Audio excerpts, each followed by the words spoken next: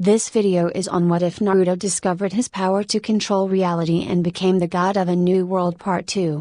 If you enjoyed this what if, don't forget to like, comment and subscribe. Disclaimer, I don't own Naruto nor this what if. Kenshai rushed through the hospital furiously, stepping with increased aggression and anger from each passing thought. I can't believe what she told me. They treated him like trash all his life and all he ever did was help them. When Cage hears about this, hell is going to be unleashed. The nurses and staff that ran into him immediately backed off from the killer intent he was giving off, each cowering like hens before the man. His blade glowed with the same hostility the man showed, as it made the white walls of the hospital turn blood red. The feelings inside the man couldn't be measured, so much anger, regret could also be felt. Then again, emotions are wild, and his were flying in each direction.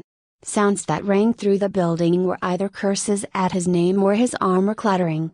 Each step giving off a metal ring across the building. Turning to the sides, he began to gaze at the doors, reading the room number quickly before moving on. Checking each door with a hardened look, making sure the number was right before moving on. Eventually he began to run through the hallway, blazing past each door. He looked at each door with a concern on his face, hope draining with each wrong number. 234, 235, 236, where is it? Frustration and anxiety also showed in abundance. This was just one building. How hard could it be to find one person? Not that anyone within the building was anything close to cooperative. He turned a corner to be met with a long hallway and an Anbu wearing a cat mask. The Anbu had been waiting, but from the look of it there were no traps set, foolish but honorable. The ninja already had a short sword drawn. The way the Anbu stood said that he was trained in the blade, but not as much as he was. Kenshai lived by the sword, this man just accepted it. This man, whoever he was trained in the shinobi arts, but not put to the test as he had. Not in the sense to take a life, but to truly face death, and laugh in its face. The ninja could feel it too, the power difference, already knowing that Kenshai's power was at his level, but he continued to hold his ground and spoke cleanly. Who are you? Kenshai glared at him with killer intent, one that would have made a normal ninja submit from the force of it. The Anbu did take a step back but held his ground as the enemy ninja continued to walk forward, but at a slower pace. His voice was deep and commanding. Move. What village are you from? Move. The Anbu shook his head, alright, knowing that this was a losing battle. But no god, nor man would ever doubt his will if fire. So heart set and blade raised to face the man, he spoke cleanly. I am going to have to take you in. Holding out his blade, the ninja tried to move forward but his body didn't respond. All he could make out was a red flash before the sensation began. A burning ran through his chest, as the intent within the hall grew, more dangerous with each second. Vision was darkening, as well as the sounds deafening. This was bad for him, the Anbu knew. Kenshai moved quickly, grabbing his back and helping him onto the ground as the pain grew worse for the Anbu. Helping him down did ease some of the pain, but did nothing to slow its movement through his body. Kenshai spoke cleanly, already seeing distress and anger in the ninja's eyes. I told you to move. You won't die, we are in a hospital. Coughing, he muttered a curse towards Kenshai, which the man ignored for his sake. Feeling his chest, red ooze slipped from a slit across his chest. For a moment he marveled at his speed. How this man could have slipped this past him while his entire attention was focused on the single person, it was almost impossible. The armored ninja hurried back the way he came, seeing a nurse and doctor still slightly cowering near a corner. Stopping for a moment, he felt a few high chakra signatures outside the building. Someone must have warned the local ninja of his presence. They were hurrying to the area fast, covering the hospital with each second. Making a quick motion with his sword, the two followed him to the Anbu, who was still holding his chest in the stinging pain. Help him. The two nodded, picking him up and carried him inside one of the rooms to his left. The Anbu could barely make out Kenshai's face now. It was strange, the man's face seemed so familiar, they might have met a long time ago. A face flashed through his mind, It wasn't the same as this man but similar in almost all cases, but its name could not be spoken for he was already through the door. Kenshai ran again looking at the room numbers, each one blazing past his mind as the correct one stood out: 240, 241, yes. 242. He stopped at the door, his hand wavering over the handle. This was his moment, the one he had longed for so long he wanted this. But why the hesitation? Why the sudden stop? He was afraid, unlikely. Thoughts ran through his mind, each as unlikely of what to do as the next. It had been about 15 years, what was he going to do, what to say? If anything, he should start with an explanation. With a fierce determination he gripped the handle and opened the door. Ino sighed loudly, catching the attention of the two she was with, unfortunately for them. The slight worry on her face showed as Ino spoke. All I am saying is that we should have went after him. Shikamaru rubbed his temples for what seemed to be the 10th time, she just couldn't let this stranger go. Like she was fixated on the man. Sure, he was good looking, but come on Ino.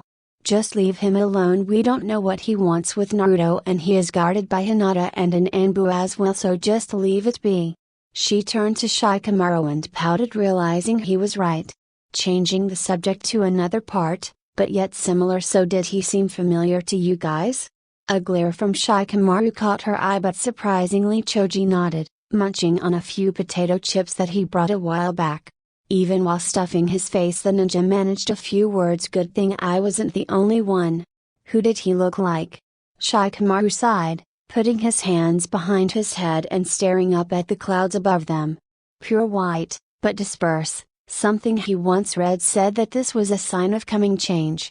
But throwing that out of his mind, he responded towards the question, how am I supposed to know? I wasn't staring at his face. Ino glared at her teammate but continued walking anyway. They noticed the glares they got from most of the villagers as they made their way to the gates, each hateful and directed mainly at Shikamaru and Ino. Choji turned with a little worry towards his friends. He knew what had happened, but he was worried on how it affected his two friends. Along with his, both of their faces seemed to project uneasiness with the villagers. It wasn't easy, but it was right what they did. They couldn't just leave Naruto like that. Could have they even called themselves human if they did? Could they even accept themselves as true shinobi? Then why were the villagers giving them harsh looks? It just didn't make sense, all this hate for one boy.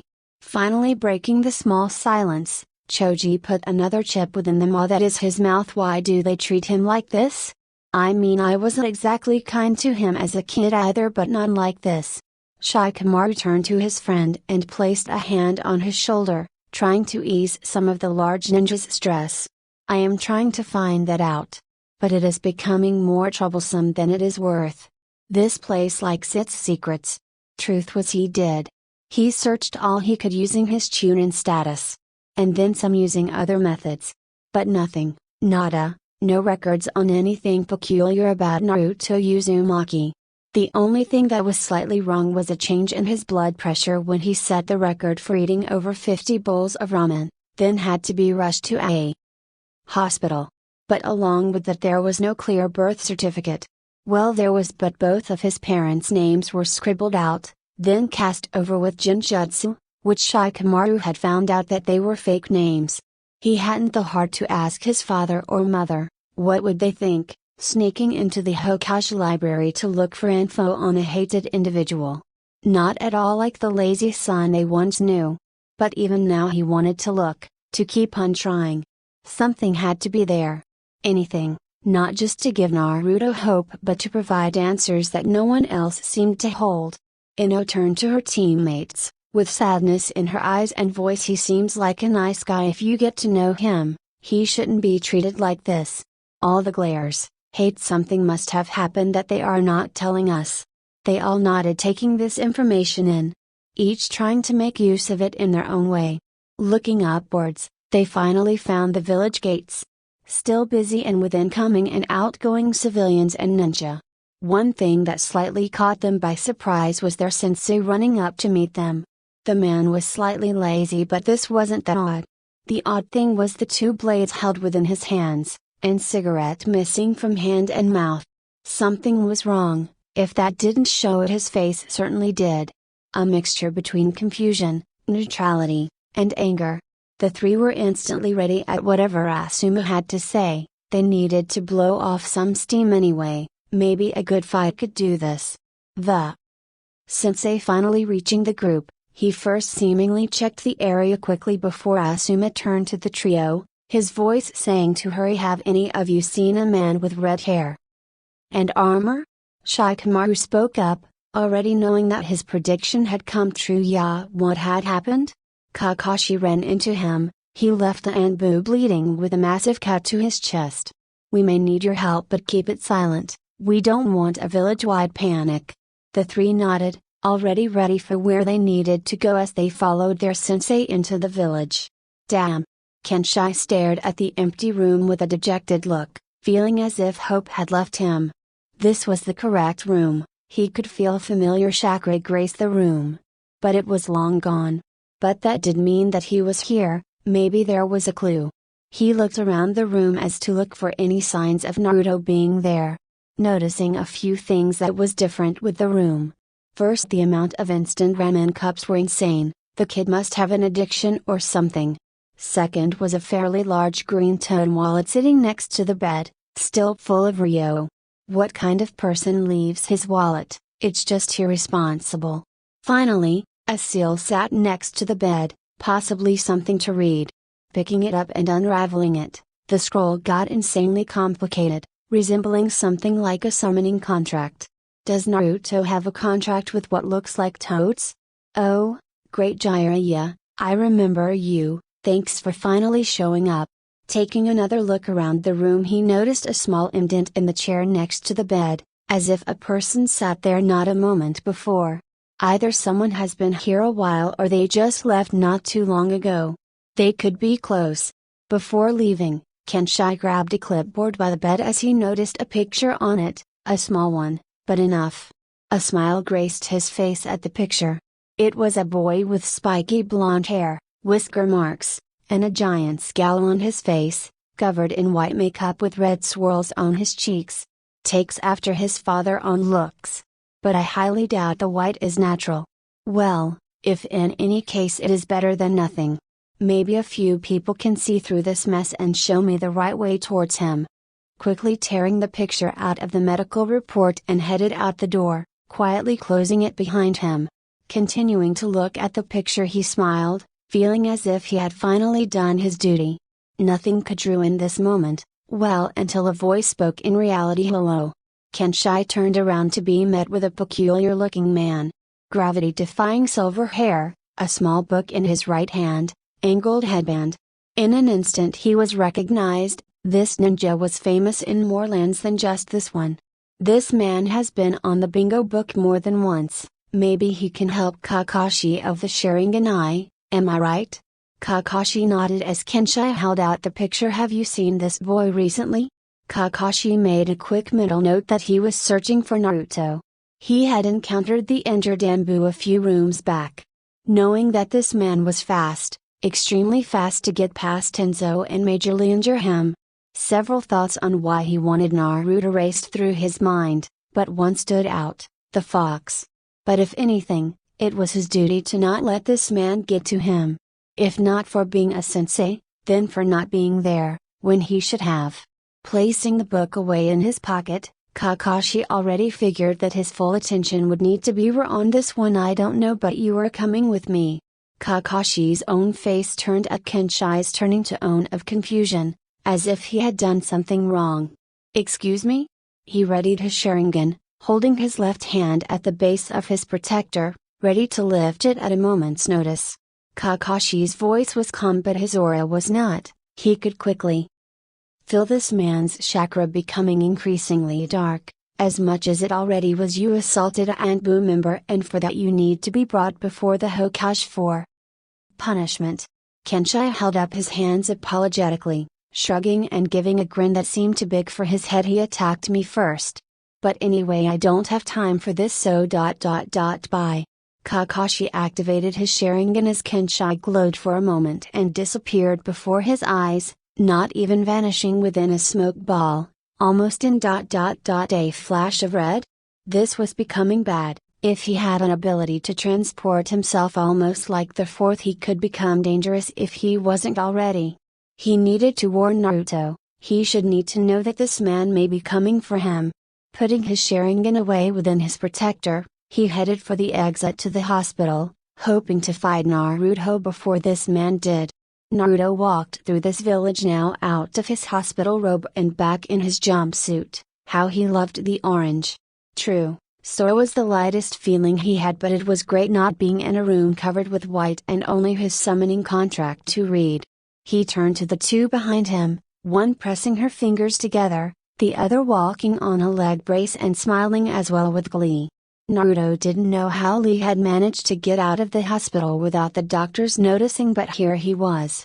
Rock Lee, a nice guy if you forget that he is a spitting image of Might Guy. Naruto could bet he was his secret father or something. But he was a fair-skinned person, black hair cut in the bowl shape like Guy's, massive black squares for eyebrows, and huge onyx eyes. He wore at all times a green jumpsuit, with orange leg warmer that hid a surprising amount of weights inside them. His protector was also fashioned around his waist like a belt. The only arguable difference between the two outfits are the bandages that Lee wears around his hands and wrists.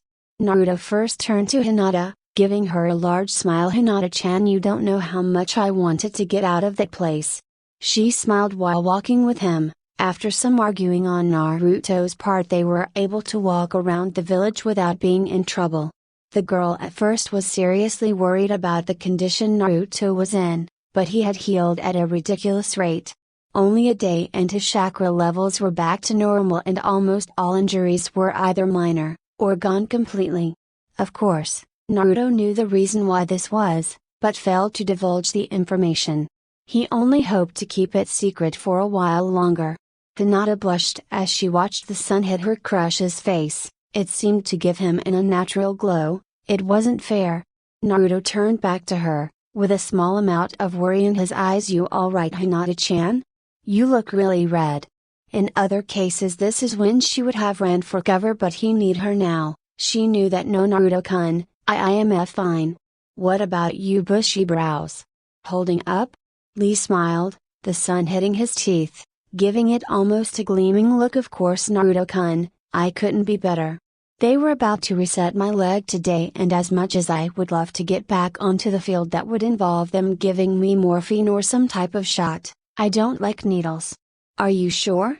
It doesn't sound like they would need to do that. I am taking no chances with needles. And you know what happens when I get well woozy. Naruto nodded, hearing the stories on how Lee defeated the ninja that could use bones for weapons. The part where Gaara came in to help was a little cool, but the best part was Lee mistaking an elixir for alcohol. Apparently there is no better drunk fighter than Mr. Rock Lee. His vocal cords and stomach hurt after he had laughed so long. Lee was slightly embarrassed at the mix-up, but found a secret power. Even while drunk he could kick the crap out of just about anyone. After the thought had left his head and he returned to reality and continued on his way, accepting that Lee wasn't going back anytime soon. Hinata continued to walk with the group, happily content that she was able to spend time with Naruto, but as they continued she noticed the multiple glares and curses thrown at Naruto as they made their way through the village. Why do they treat Naruto-kun like this? It doesn't seem fair. He is the nicest person I know. Naruto turned towards Hinata, quickly noticing her solemn look and quickly deducing with his ninja-like abilities what she needed. Hey, are you alright? Did you want to get something to eat? Hinata felt her world go blank. Go get something to eat? Is he asking me out? The blonde turned away quickly, some embarrassment flying into his mind. If you don't want to, that's alright. No, I mean yes, I would like to get something. Naruto grinned, making Hinata blush as he grabbed her hand. Kairaku, here we come. Come on, Lee. Hinata sighed quietly. Oh well, if it is with Naruto-kun I don't really care. Nodding quickly, Lee caught up to the two, one in a daydream while the other couldn't wait at the prospect of more ramen. Although it was slightly hard for the one with a brace to keep up, He wasn't going to lose his friends because of a flimsy piece of plastic. Hinata's daydreaming stopped when Kakashi landed in front of the two. His book was away and his chakra level was at a high level. Something was wrong. Lee and Hinata both caught this as their mood started to match the sensei's, but Naruto was about oblivious to this as one could get. Oh hey Kakashi-sensei, what's up? Kakashi turned to face Naruto, his eyes telling that he was nothing less than serious. Naruto, do you know a man with red hair, carries a sword and wears armor? No, I don't really know anyone by that description. Almost sounds like you're describing a samurai or something. Kakashi quickly shook his head at the boy's daftness and idiocy but kept it to himself. I am not describing a samurai, Naruto, I am describing a high-level ninja that is in the leaf now. He is dangerous. Wait, you saw him? Kakashi nodded. He took out Anbu with one hit and disappeared before I could capture him. He used some type of jutsu to get away. Which is why I need to warn you guys about him. Be on your guard, we are on alert. Be careful. Hinata, Lee, can you help guard Naruto? The two of them nodded as Kakashi sped off again, into the rooftops of the leaf. I wonder who he was talking about in Naruto-kun. He must have been powerful to take out Anbu. Lee agreed. If Kakashi-san was worried, then we must be on guard, and Anbu are not taken out so quickly or easily. Naruto grinned, one too big for his face. Don't worry, we will kick his ass if we need to, right? She giggled at his comment but froze immediately and stared behind Naruto, her eyes wide. Found you. Tsunade held her head. This is not what she needed today, already working overtime for Naruto's injuries, then the council worrying about Sasuke. And of course that required the top medical care for the ninja. And that included her as the Hokage. But if she got within 5 feet of the boy, he would have been hit so hard that Kumo would find his body. Her day had been nothing less than hectic, then this had to come up. Now in the Hokage office, a medium-sized room with a large front desk and scattered with papers and scrolls, behind her was a giant window of the leaf. In front of her was Jinma, one of her top ninja that was seriously disappointing her right now. Shizune to the left side of Tsunade, her eyes slightly showing worry for the man as Tsunade's anger increased. Placing her hands on the front desk, her voice rang with anger and power. So you were telling me this guy just walking in without anyone questioning him, even though he had a sword on him, then got directions from one of my ninja teams and took out Anbu with one hit, then proceeded to evade Kakashi in a blink of an eye. Jinma sighed, knowing that there was no way out of this. A man with light brown hair, fair skin, brown eyes, a regular jounin outfit similar to Kakashi or Asuma, and a bandana wrapped around his head, also holding his protector. His trademark accessory, a piece of hay that stuck out of his mouth, moved as he began to speak. That does about wrap it up. But funny thing, he took Naruto's picture from his room and was spotted by Kakashi searching through it. Do we have someone on the Gaki? He nodded, pulling out another file. That Hyuga girl is with him, along with Lee Rock. Tsunade slammed her hand on the desk. That's it, that is all the protection we have on him? Find him now. Why don't we have more people on him in the first place? The council advised that. Damn council. Find him now. Jinma quickly retreated out of the room, not wanting to witness Tsunade's anger, even dropping the piece of hay in his mouth in his haste. A loud smash of a bottle could be heard as it hit the spot where Jinma once stood. Tsunade held her head and turned to Shizune. Let's go. Shizune shook her head. What do you mean? I am going to go search for the brat. What does it look like? Found you. Naruto turned around to be met with the man that Kakashi described. Silver armor, red hair, blue eyes. He was dangerous, Kakashi-sensei said, yet he looked sad. He seemed off, almost surprised and sad at the same time. By Kami, you almost look like your mother. Then again, the hair doesn't help, nor the face. Kenshai stared after the boy. What has he been doing here all this time? A million thoughts raced through his mind. The object, no, person he had been searching for was only a few feet from him. What could he have felt? A sense of accomplishment. That was all too foreign to him. No, it was something else, something he couldn't really place. Kenshai placed a hand on Naruto's shoulder, and in a reflex backed away, not of fright, but of maybe shock. In a burst of speed Hinata stood in front of her crush and activated her bloodline. His chakra flared a little, just to scare the girl and hopefully make her back down. But as his chakra level reached the limit and where the Anbu felt fear, this child didn't. It was obvious, she would have protected Naruto with her life. Not once showing fear as the man's chakra continued to grow, she never backed down. Her voice powerful and without any hesitation or room for argument. You will not hurt Naruto-kun. Lee followed immediately afterwards, stepping into his taijutsu stance of one arm behind his back and the other outstretched, facing his opponent. This boy, he was not inexperienced, even with the cast on his leg he looked slightly dangerous. Already telling by the taijutsu stance that wasn't all too familiar to him, and the fact that along with the girl he never backed down from Kenshai. These two held promise, guts, that was something he admired in coming ninja. Kenshai held his sword, already knowing that he shouldn't fight children but he needed to get to Naruto, whatever the costs. At least disable them. He didn't want to kill today. I don't want to hurt you. I just want Naruto, he needs to come with me. Naruto placed a hand on Hinata's shoulder, easing her a little. His voice held confusion and curiosity. Why? Kenshai kneeled, placing a hand on his shoulder, and looking into his eyes. It was a funny thing for Naruto, he could have sworn that this guy's eyes were the same as his if you looked closely. That was pretty weird.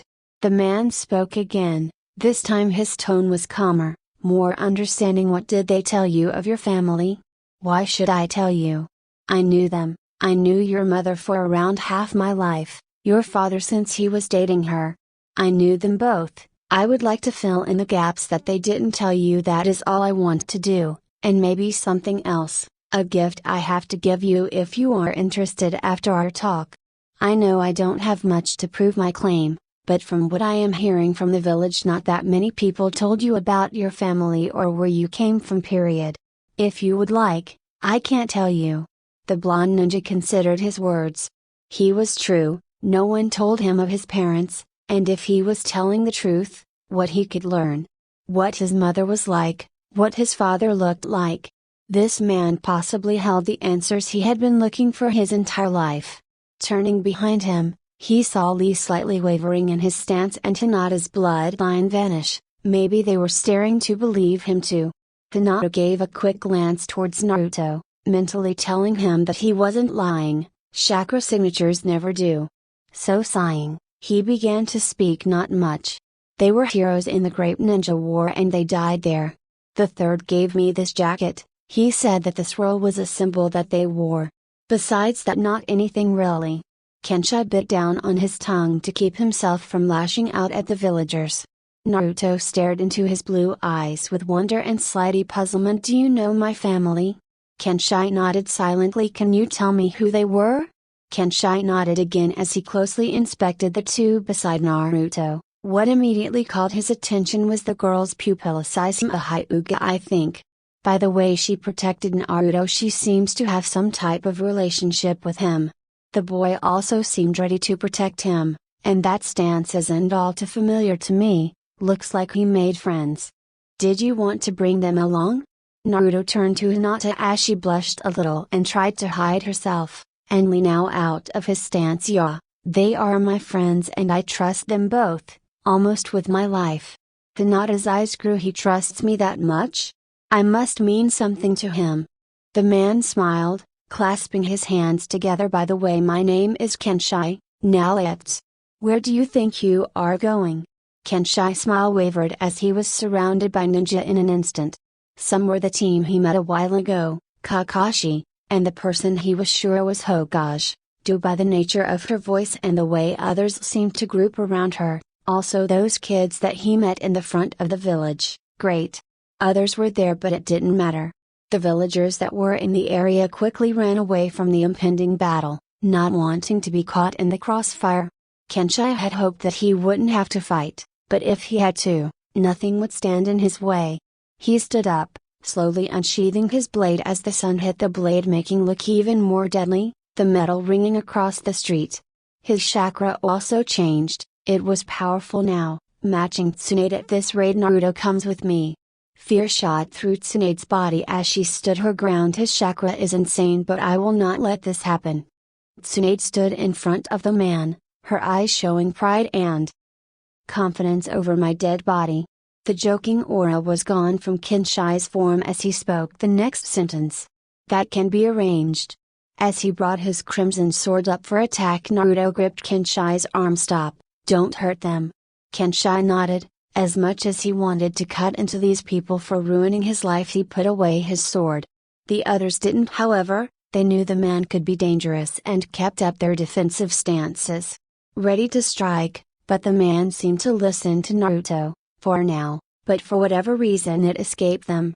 Shikamaru sighed. Good thing Naruto calmed him down. His chakra level was beyond the Hokage's and he didn't even start fighting yet. If he actually got serious, I'm not sure if even the all of us together could have beaten him. Naruto turned to Tsunade with a slight sadness in his eyes. He knows who my parents were. To say the ninja were shocked was an understatement. Kakashi slowly put down his hand that held his Sharingan. He knew who Minato-sensei was? How? Tsunade turned to him with the same shocked expression as the others around her. How? My full name is Kenshai Uzumaki. Ch.3 Truth to say that the new Uzumaki was a shock was a bit of an understatement. The clan itself had been thought dead for years, with Kushina and few others as the only survivors. If what this man claimed is true, then a whole other ninja society had been hidden from them for all these years, a powerful one at that. The Uzumaki clan was destroyed for a reason, how powerful they were in the Shinobi World War. But now that the clan has resurfaced, how will they take have been forgotten? Immediately after Kenshai said those words, a meeting had been called of the council, and under Kenshai's request any and all friends and people who at least cared for the boy were to attend the meeting. So along with the council was the Koona 12, including Sakura, Ruka, Jiraiya, and the rest of the Jounin sensei. The only ones in the room at the moment though were Kenshai and the council members, each staring at the man with a curious intent. Every test had been administered, DNA comparisons, chakra levels, everything. This man had told that he was an Uzumaki. Special jutsus were also cast, to tell if he was lying. None were being set off as of yet, and none would be. Tsunade could already tell of that. Kenshai was glad, however, that at least Jiraiya was here, someone he could slightly count on if what Minato said was true about him. The room was fairly large, with a large curved desk that sat the leaders of Koona, the ninja authority to the right of the Hokage and the civilian to the left. Kenshai stood in front of them as if he was on trial, crossing his arms and showing dominance over most ninja. The armored ninja recognized few people in the council: Hayashi Hyuga, Tsuman Yuzuka, Shibuya Burame, Chosa Kimuki, Inoichi Yamanaka, and Shikakunara. Each of these people were powerful in their own right, and had considerable sway over this, the civilian council. However, he couldn't care less. Hayashi Hyuga, the leader of the Hyuga clan, father to the one Hyuga he had the pleasure of talking to earlier. Unlike his daughter, his face looks a bit more stoic in nature. Almost like the life was taken from it long ago. He is slightly pale, long black hair that reaches his back, pale eyes like the rest of his clan, strong facial features and a built-in scowl on his face. The man wore a simple white loose-fitting robe that reached his feet with a dark brown jacket, along with brown sandals. Tsuman Yuzuka, the leader of the Inuzuka clan, mother to a son Kiba if Kenshai thought correctly. She has long, spiky, untamed brown hair, brown eyes with vertical slit-like pupils, and elongated teeth and nails. She also has the clan fang markings over her eyes and cheeks in a dark purple. Wearing the standard outfit of the leaf, similar to Kakashi. Shibuya Burame, father to Shino, leader of the Burame clan. Along with the other members of his clan, his eyes are hidden with dark glasses, his featuring a tassel that hangs down one side. Slightly tanned skin, short, spiky black hair and a mustache. He wears a high-collared pale, hooded cloak with a small gourd on his back, possibly filled with more of his clan's bugs. He has underneath said cloak a high-collar black jacket with similarly colored pants and ninja sandals. Chosa Akimuki, leader of the Akimuki clan, father to Choji, part of the Inoshika-cho trio, famous for their battle tactics and strength. Long, red hair, purple marks on his cheeks, his eye color unknown since they seem closed most of the time.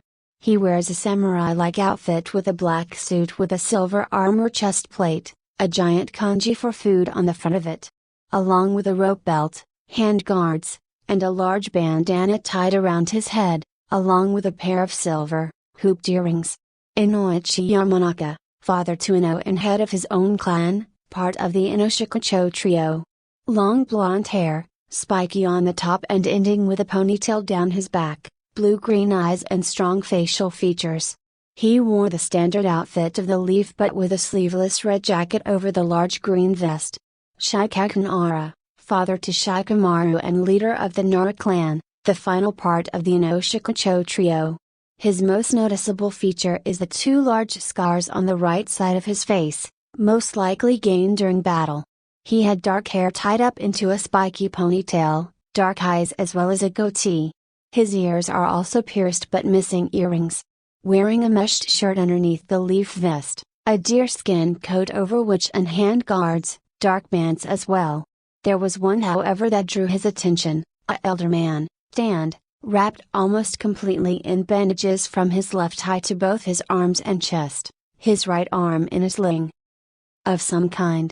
Danzo Shimura, what a bad feeling Kinshai has from this man. Danzo sighed at the amount of people in the building waiting on the other side. This man, whoever he was, just gave him some of the worst news, and best he could have heard in all of his years. How did they hide for so long, especially from him? Sure, the man wouldn't be a problem but his clan would. Time to get information out of this. Why are all of these people here? I thought that this was a council meeting, not a gathering. Kenshai turned to him with an anger rivaling the kibai. I wanted to see how many people cared for Naruto. I expected the entire village to be here, but I see that this is not the case. It is not our fault that he wasn't beloved by the people. No, it wasn't, I guess, nor was it your fault that he was beaten, stolen from, left half dead more than once, had his home vandalized and set on fire. No, I guess that wasn't your fault, wasn't it? Not like it was your fault. You didn't actually know he had a family past them, didn't you? That your actions would come back to bite you on the ass. Let the council know, I personally heard his father's last request before he died, and he would be ashamed in all of you.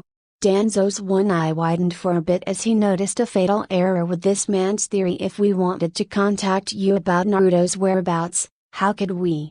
You went into hiding for years, there is no way he could have told you. Wrong, your village deliberately removed him from standard mission forms, encasing him so deep in red tape and Anbu's real identity could be found easier than him. Why do you think Naruto's missions were always restricted, even his basic movements outside the village? Because Sarutobi didn't want him to leave, he didn't even put him on for the world to see. He hid Naruto. Why do you think no other village expressed even the slightest knowing of him? Some would have at least bet on him. I mean, he is the container after all, why not? He could level cities, destroy villages, and yet no one did. Not a single soul, so that begged the question, did they even know about him? And after one of my clones got back to me, there was no record on standard ninja forms in any village of Naruto Uzumaki. If there was paperwork, then we would have been able to contact him at a later date. Worst part was, I was personally told by this village that he was dead. Shibi spoke next, his voice monotone and without expression. So what you were telling us is that you knew the fourth, knew what his last words were before or after his death. Someone told you of his demise, and Naruto's along with him, and you never came back. There was nothing to come back to. And as to your questions, Shibi, one, he told me if he should die that the village would protect him, those would be his last words to me. Second, I do not know what ninja told me of Naruto's death, he did not say a name. And thirdly, I saw his demise, no one needed to tell me of that. Shikaku's eyes widened, No paying attention to this man's story, he leaned forward in his seat a little. You were there? The entire time, even before I was with them. Now explain to me why his wish wasn't fulfilled? Explain. Naruto backed away a little as they heard him from outside the door. The man concentrated most of his chakra in aura, and it was menacing at the least. Even the fox inside him showed some feeling towards the stem kit. I thought I was the angry one. Kenshai turned back to the council, his eyes for a second were red, but now back to its piercing blue. They saw through the council. Almost every one of them, liars in his eyes. No, one would stop his mission. I am bringing him home, no matter if you say it is okay or not. Danzo grimaced. I need a way to make him stay here. Hold on Uzumaki, let's talk about this. Kenshai turned to the man with hate. No, I will not talk to you. The only ones who I will now respond to are the Hokage, Nara, Akumuki, Yamanaka, and Hyuga clans. They have at the very least slightly earned my respect for not hating the boy. The civilian side of the council would have none of this, one of them rising to the challenge. We deserve a right to be heard. And so did he. When we was a child he wasn't cared for, so you gave up that chance when you decided to disregard the fourth's last request. They sank back into their chairs as Shikaku turned to him. I agree that he should be with his family, but I would like to know as to how your clan knew he was here? The last Uzumaki to be here was the fourth's late wife. And you expect us not to miss one of our own? Plus, a chakra signature, a large one was sent out not too long ago. One I instantly recognized when felt. That was when I headed here, hoping to find him safe. Shikaku sighed as a sudden realization came to him, placing a hand on his head, and rubbing his temples. Knew this would be troublesome. Kenshai turned to the council. Did any of you try to respect their wishes? Try to adopt the boy or make his life any better? They all dropped their heads except for Hayashi, who still held his stoic expression. The boy didn't belong in our clan. And why not? The boy was uncivilized, uncultured, rude, disrespectful. Might have helped if he had a father figure growing up, huh? Hayashi's eyes grew but his silence remained. Kenshai sighed. I just heard that we had an Uzumaki here that was practically a hero. I couldn't wait to find out how much of a hero he was treated. And when I find him, this is what I see. Minato would have been ashamed in all of you. Tsunade jumped at this. We tried to help the Gaki. Oh really? What actions did that fool of a Hokage Sarutobi make to help his life in any way? I mean, besides holding his existence from us and denying any right to know his father or mother. The teachers of this village, denying him any right to any jutsu known. The shopkeepers save for two denied him almost any entry and overprice everything for him. He was living on a literal thread. Well, explain what you did, explain. Kenshai waited a moment before silence answered his question. That's right, none of you did anything. I am taking him home, his true home. One of the braver council members stood up. You can't, he is our. If you value your life, you will not finish that sentence. Kenshai's sword started to rise from his side, with the help of his left hand in a reverse grip. Several Anbu hidden within the room also began to draw their weapons, ready for a battle. The Uzumaki knew that it was foolish to try and fight in this situation, even he couldn't last against the entirety of the ninja council. He turned to the Anbu by the door, who was too petrified to take any action against him. They really needed better ninja if this was enough to make one scared. Let Naruto and any person of his choosing, and I am going to explain everything, even the Kyuubi, so make a wise decision. Tsunade turned to him, with more questions than answers. How do you know all of this? Because, I was the fourth's friend and his brother-in-law. To say that Naruto was shocked was a bit of an understatement. He had family, a clan, and they hid them from him. He didn't hate the village for this, but he was angry. The third didn't even tell him anything. Is it a possibility that he didn't know as well? No one in the village seemed to know Kenshai, even if he said he has been here since the beginning. Did he know about me as well? No, he said that they told him he was dead, but why? Naruto's head hurt with so many questions and little answers. He had heard everything within the room, each piece of info as impactful as the next. When the Anbu came to him, saying that Kenshai wanted to tell who he wanted to of his problem. He first wondered why. Maybe they may understand and pity. No, not pity, at least he hoped not. As the Anbu explained what had happened, Naruto thought about who to bring. Sure, a part of me wants them to know, but what if they think I am a monster? Kid, this is probably the only time I will give advice to you. Real friends show themselves when you are hurt the most. So you're saying they should accept me, right? Yeah, if they don't deserve to be called your friends. Don't expect this to happen often. I still hate you, Kit. Naruto nodded, smirking a little as he made his way back to the lobby room. The fox was starting to trust him a little. Telling by the little things he said and the missing of constant death threats. He opened the doors as he noticed the group of friends he had come to know staring back at him. Kakashi, Ruka, Asuma, and Kurenai. And all the teams, Choji being different as he now wore his outfits of a white shirt with a kanji for food on it, a green loose jacket, brown shorts, and blue sandals.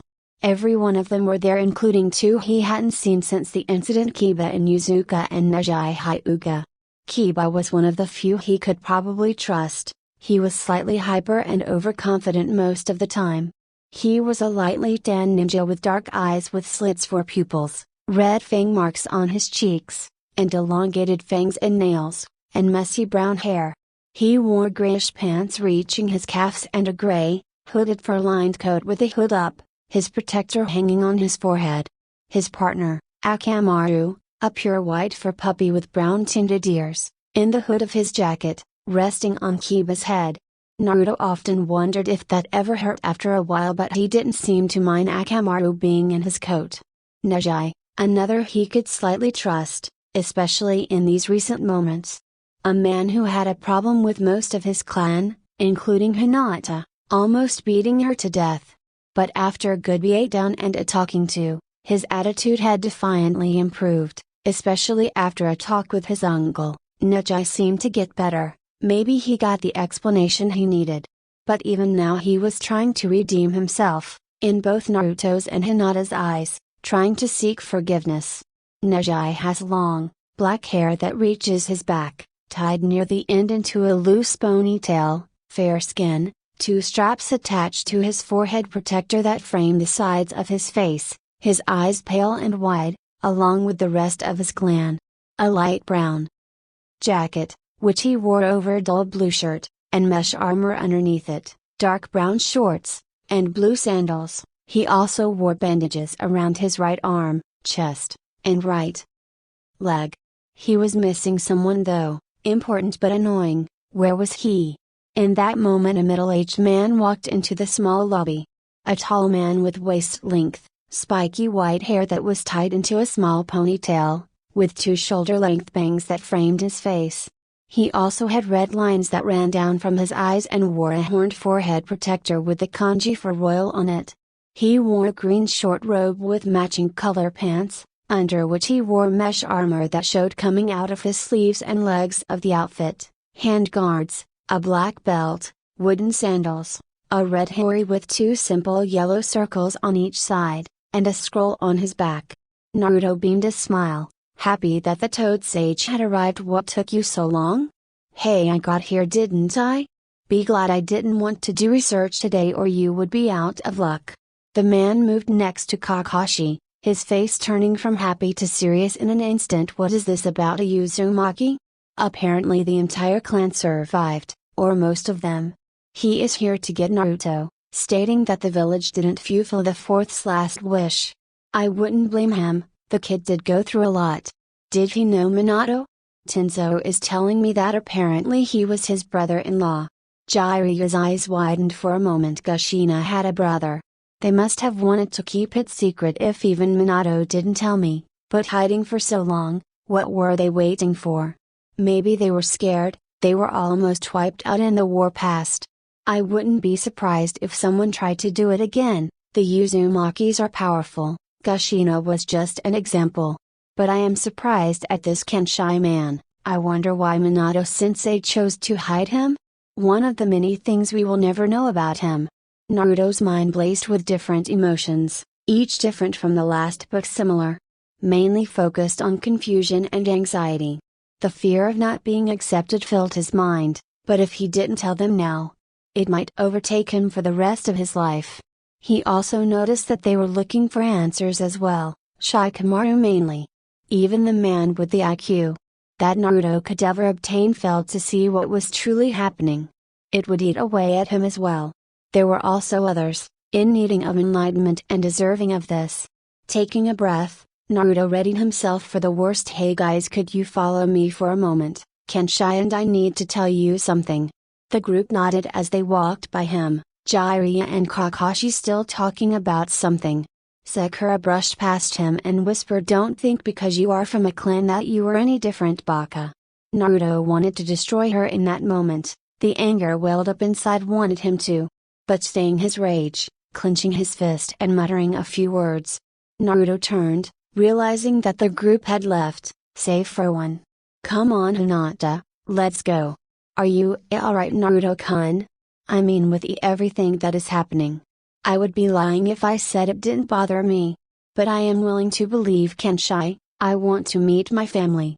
This man could be dangerous, and Naruto-kun, he could want to hurt you or worse. I will take that chance. I have never known my family. If what he says is true, then I will go with him. This is the first time someone has even mentioned them to me, not even the third had that type of knowledge. I need to know, and don't worry, I can handle myself, believe it." "Okay Naruto-kun, I am just worried." Turning back to the door, he began to follow the group that had left them, giving Hinata a small smile. "Don't worry Hinata, no one ever has." Kenshai smiled as the entire group was brought in. He hadn't realized that he trusts them all this much.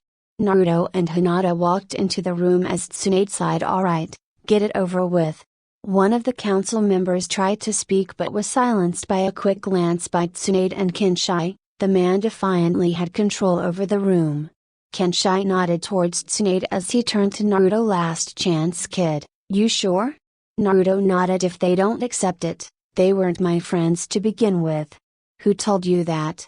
"Hey, I could have said it. Oh, I know you for 5 seconds and I know you couldn't have come up with something like that." Naruto glared at him before smiling. "I am sure." Kenshai turned back towards the group. The Jounin he had noticed moved slightly towards the right corner of the room. He guessed that they already knew of the secret, although he would hold that fact against them. He shouldn't outright, for Naruto's sake. Clasping his hands together, he got the attention of the group. "Alright class, pay attention. I am only going to say this once, about how I know why the village doesn't like Naruto and why we never came for him. A long time ago a person in this village housed a being you all know as the Ninetales. This person was the 4th Hokage's wife Kushina Uzumaki. Now after a while this person gave birth to a child.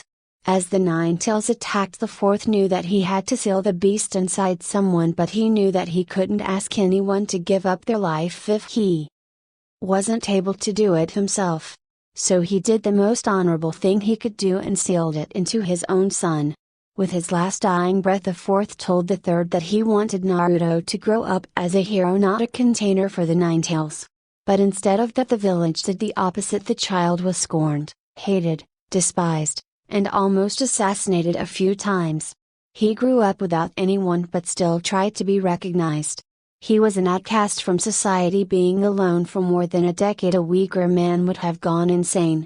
He graduated along with you, trying his best to be known and respected. The child was Naruto. After a few moments of silence to let this all sink in, he continued, "Naruto, we never came for you because we believed you were dead. I was told by a ninja from here that you died along with the Ninetales after the sealing. I didn't have time to check before I left, but I apparently should have.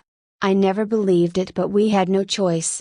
I couldn't accuse them of doing anything I had no proof of. I am sorry I never came for you, but after I heard of what happened at the Valley of the End I knew it was you, so I came. I am sorry." They stood there for a moment as the rookie 12 took this all in. Shikamaru was the first to come back to his senses, and he was angry. "The hell is wrong with you, Dad?" Shikaku turned to his son but said nothing. "We could have done something.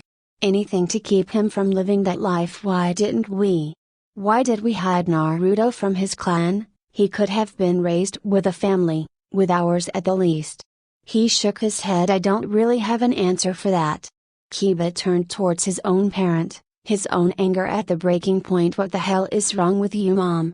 Tsum laughed. We would have never adopted him. He is a beast.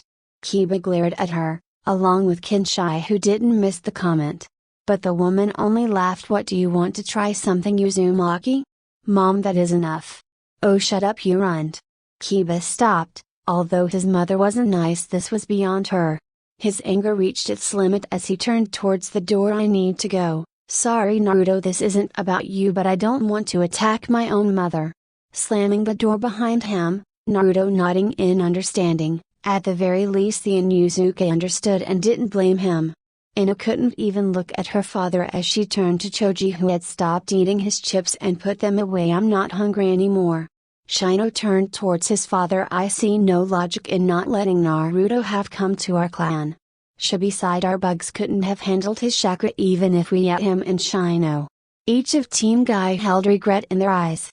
Each never knowing of Naruto's pain and each suddenly knowing why he had always wanted to become Hokage, and why he was hated so much.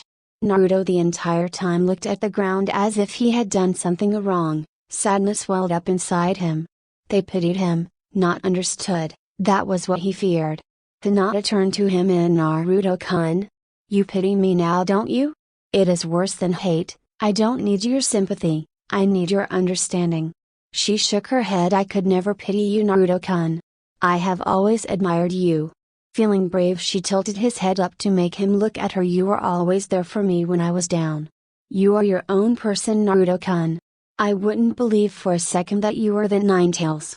Hinata's eyes flashed as Naruto embraced her and whispered, thank you, Hinata-chan. She blushed and accepted the hug as the rest of the Rookie 12 surrounded him.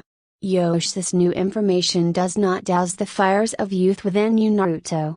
Neji sighed. I don't think of you any less, but no, I have a bit more respect for you. Don't let it go to your head. Shino got his attention. Our clan knows more than anything to be an outcast. Now that I think about it, I know I could have been nicer to you, but I choose to stay away for some reason, and for that I am sorry.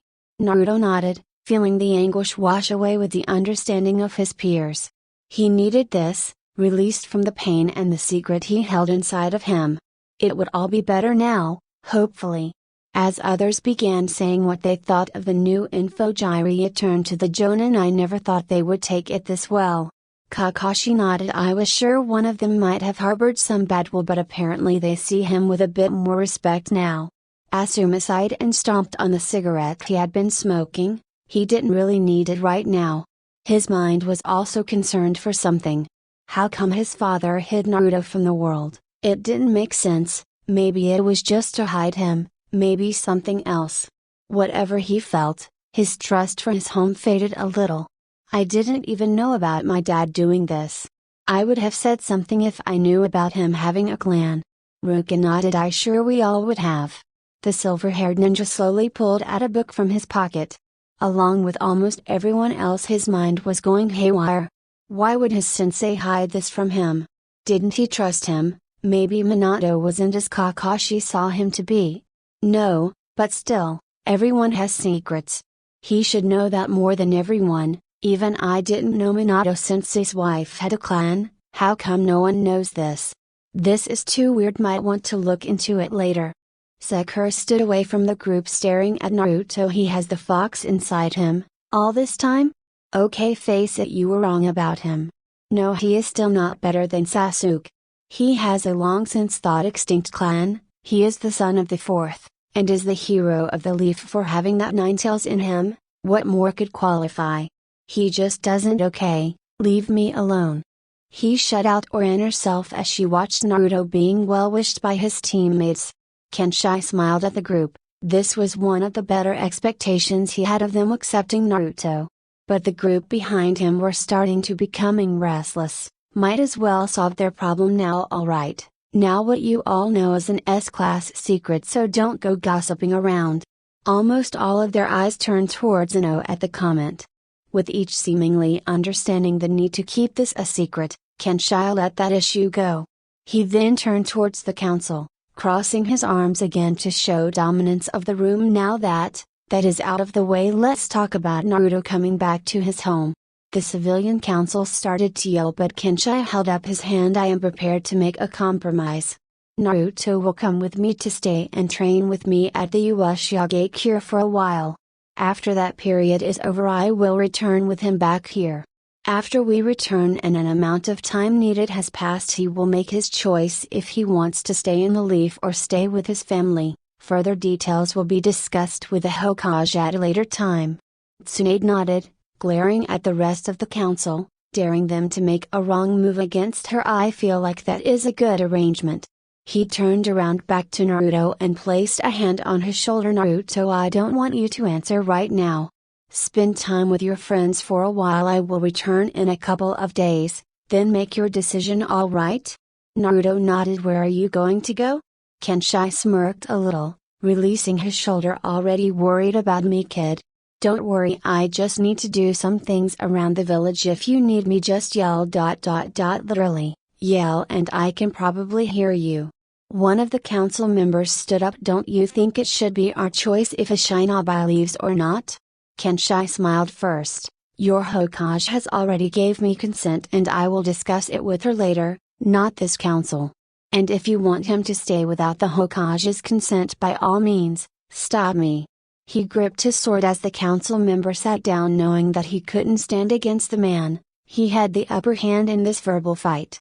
Placing his blade down back to his side, he turned towards the door, grabbing the handle slightly and opening the door. Before leaving, Kenshai gave one last look to Naruto, their blue eyes meeting. You do remind me of your mother. Kenshai bowed towards the council and walked out the door unceremoniously, leaving them within a state of confusion for some, hate for others, and happiness for few. Naruto sat down at a Kairaku's with the rest of the rookie 12, minus Sasuke, who is in recovery, and Sakura, who didn't show up. The place was a bit bigger than a small stand it was, holding a few tables that his friends sat at. Knowing the owners had some perks, able to have most of the stand to themselves was one. Naruto sat next to Hinata as she pressed her index fingers together while taking small bites out of her ramen. They sat in slightly uncomfortable silence as they ate, each wondering when the other was going to speak. Shikamaru broke the silence as he turned to Naruto. I think you should go. I mean, this is around the only time you will probably get to see your family. I want you to go, man. Naruto nodded, slightly grateful that someone had finally put in their opinion as Lee sat up in his chair, being careful to not hit his injured leg while waving his hands frantically. I can feel the fires of youth in you, Naruto. Kenshai will no doubt lead you to greatness. I suggest you follow him. Naruto smiled at his friend's antics as other people agreed with the two, but the train stopped with Kiba. Hey man, don't get me wrong, it is cool that you found someone who knows about your family, but don't you think it is just a little off that someone randomly appears saying that he knows your family and wants to take you away? Hinata turned to him. I was using the Byakugan when I met him. He wasn't lying, Kiba. The man nodded as he turned back to his ramen. Hinata was never wrong when it came to chakra signatures. Why would she be wrong now? But still, this seemed slightly off to the Inuzuka. Maybe it was just his nerves. The man did smell weird. Naruto turned to the person he really wanted her opinion from. Hinata-chan, what do you think I should do? Kiba turned to him, a few noodles sticking out of his mouth and speaking while his mouth was full, but he just couldn't resist. Whoa man, when did you start calling her Hinata-chan? Naruto shrugged. When I got back. Is that a problem? Kiba smirked, slurping the last few noodles and swallowing his mouth of the stuff. No, don't have a problem with you and your girlfriend. Hinata felt her eyes bulge as Kiba laughed hysterically, holding on to Shino for support, with a later staring at the man as if he had gone insane. Naruto turned a new shade of red and yelled at him. We aren't dating, Kiba. Why are you so upset then? Ha, I knew it. Neji turned to Naruto. You break her heart. I break your face. Naruto turned the same shade of red as Hinata when he turned to him. We aren't dating, Neji. Tell that to your increased heart rate. What about Tintin, huh, Neji? His pale eyes grew a little and Tintin turned away shyly. Ha, I knew it. Lee stood back up, tears almost flowing from his eyes. The fires of youth are exploding with romance. So Neji, is that why you asked to have that spar time alone with Tintin? Neji activated his bloodline and turned to his friend. Shut up, Lee.